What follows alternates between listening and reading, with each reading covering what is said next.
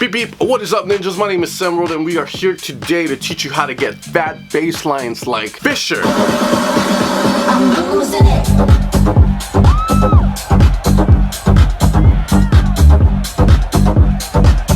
Now if you are a smart producer, then you will realize that you can use these tips and transcribe them to another genre of music. Let's say you make PG rated music for a bunch of little kids jumping up and down like Future Bounce.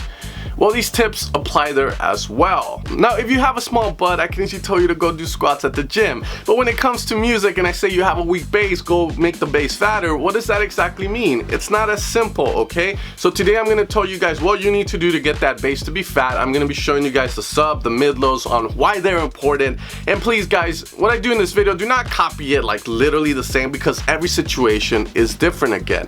One bass might not need the mid-low, so you will boost more of the low end. While another bass, we won't have any low end and you might have to boost that instead. It's always going to be different. Saturation, EQs will all be the same. You can use different plugins, but let's get straight into this video and teach you guys how to achieve some fat bass lines.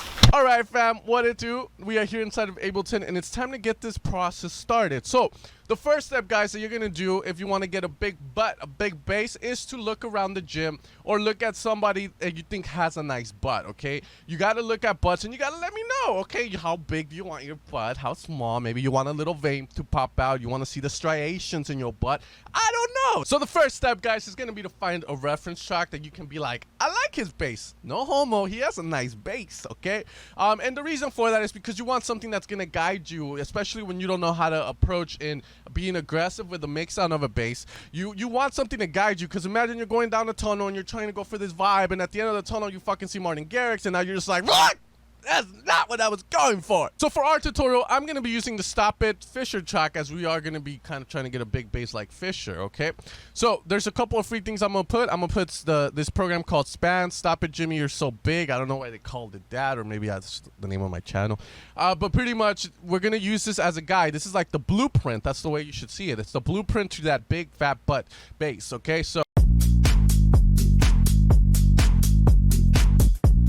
now, if we agree that he has a big bass, you guys get the idea here is that we want to have as much power as he does in the low end. And the cool thing here is that every track that you reference will be different. If you're in Future Bounce, this will look different. If you're in our big room, this will look different. But you can see from here that we have an abundance of low end that is hitting around -30, which is the sweet spot for the sub. If you ever wondered how to level your sub, again, look at another man's butt or look at this little span here, and it should tell you how loud your sub should be.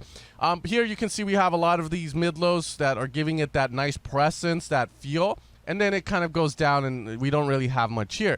So all the bass presence comes from that low-end bass. So right now, here is my bass, which sounds very wimp, and it's not where it needs to be, okay? So if I go into my master and I look at my span,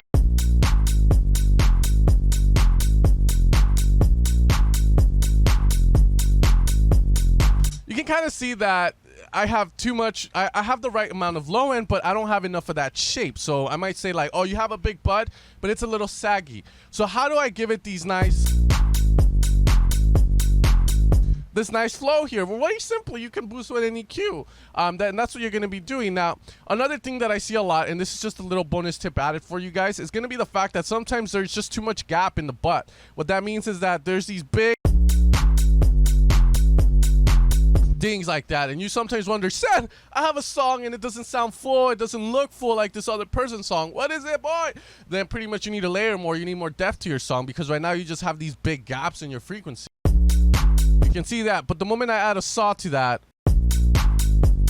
the saw helps in like literally getting a little bit more meat in there. So you just got to eat more and, you know, some more protein shakes for that. Okay, so moving along now.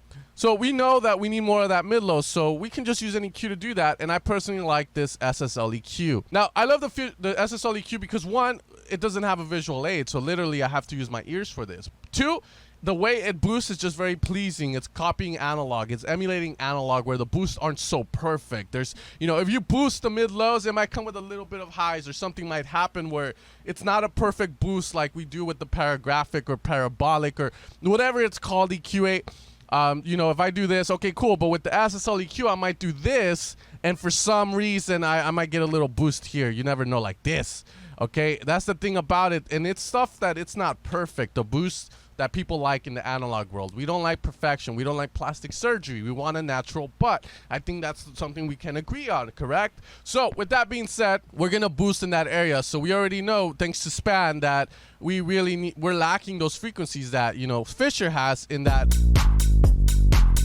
area, which is around, you know, between 82 to all the way up to like 100 or 200. So if I want to get the same vibes he has, let me put that sidechain there. I'm going to boost that area. So we know it's between 100 and 200 here. So I'm going to put it there. And all I have to do is boost this guy here, my low frequency.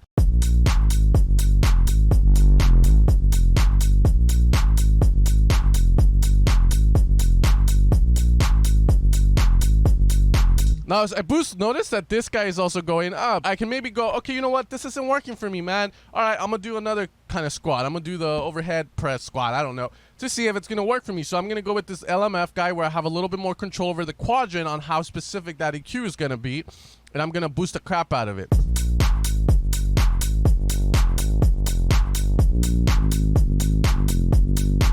There we go, fam.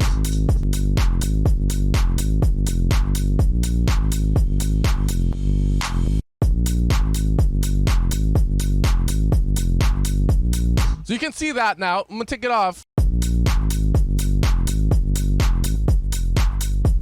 So I'm starting to get that body. Now all I really need to do is just clean it up a bit. You know, get rid of the added.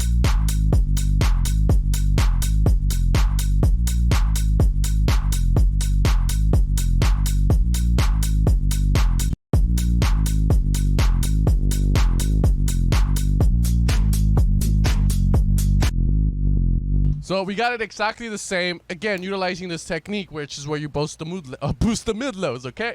So very simple, as you guys saw.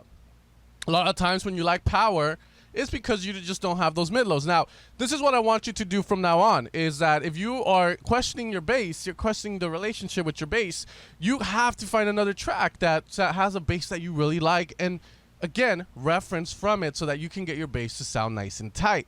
That is the purpose of this tutorial, to get your bass to sound fat. Simple little trick, but it does so much. And that's what you guys need to realize, is that production, it's not about who has the biggest chain, baby. You ain't gonna compare chain sizes. You know what I mean by that is how many plugins you have. It makes the chain longer. It's all about how you use it.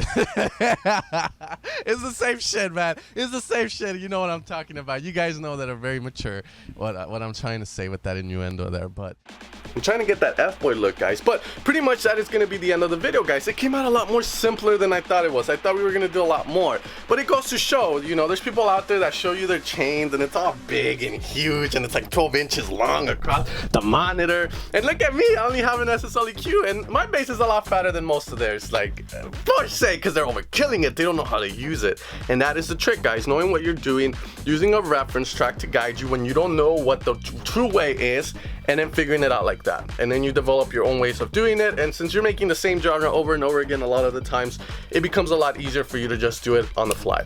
But with that said, ninjas, I'm gonna end the video here. At the end of July, we have the Dirty Bird sound bank coming out. Make sure to check it out and support the channel. If you wanna buy it, it helps me out. And I'll see you guys tomorrow for another video.